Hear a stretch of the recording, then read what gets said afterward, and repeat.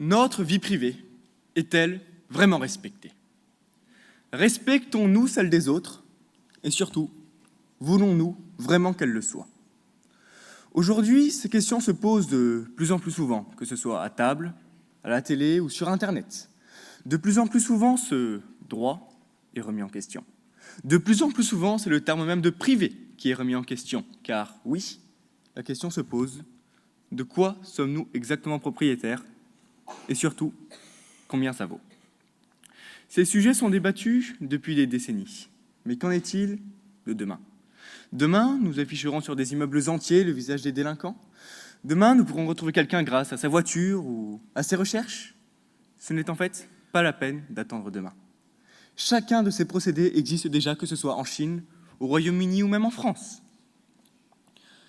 Alors pourquoi n'y a-t-il pas des lois ou des sanctions? Il y en a.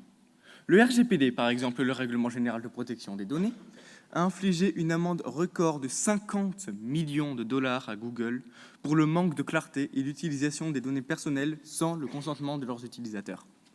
50 millions à une société qui brasse des centaines de milliards de dollars. Alors, pourquoi pas plus? Pourquoi? Parce qu'aucune autre société, aucune autre personne, aucun autre État n'a la puissance financière requise pour s'opposer à ce géant. Mais qu'en est-il des utilisations personnelles? Qui n'a jamais enregistré une photo ou une vidéo d'un ami sans lui en avoir demandé l'autorisation? Qui n'a jamais vu sa tête sur n'importe quel réseau et se rappelle l'avoir explicitement autorisé? Ces questions soulèvent un point important.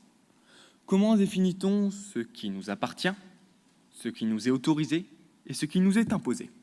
Car oui, on nous impose indirectement de donner une photo, un code, une adresse mail ou physique, que ce soit pour s'inscrire à un club de vacances, sur un réseau social ou même dans un lycée. On nous impose d'être connectés, de n'avoir aucun secret pour rien ni personne. On nous impose même de connaître les secrets des autres. Cependant, il faut se demander si cela vaut la peine de se priver, si cela vaut la peine de se battre. Il faut se demander si le droit au respect de la vie privée n'est pas une atteinte à la liberté d'expression d'autrui. Il faut se demander ce que nous y perdons exactement. Bien, exactement, nous n'y perdons rien. Rien de matériel en tout cas. Pas d'argent, pas de biens, rien.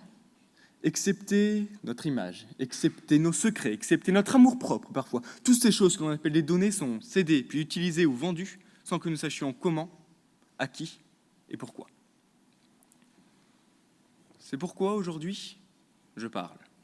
Je parle pour vous rappeler que ce droit, car oui, le respect de la vie privée est un droit, nous est dû.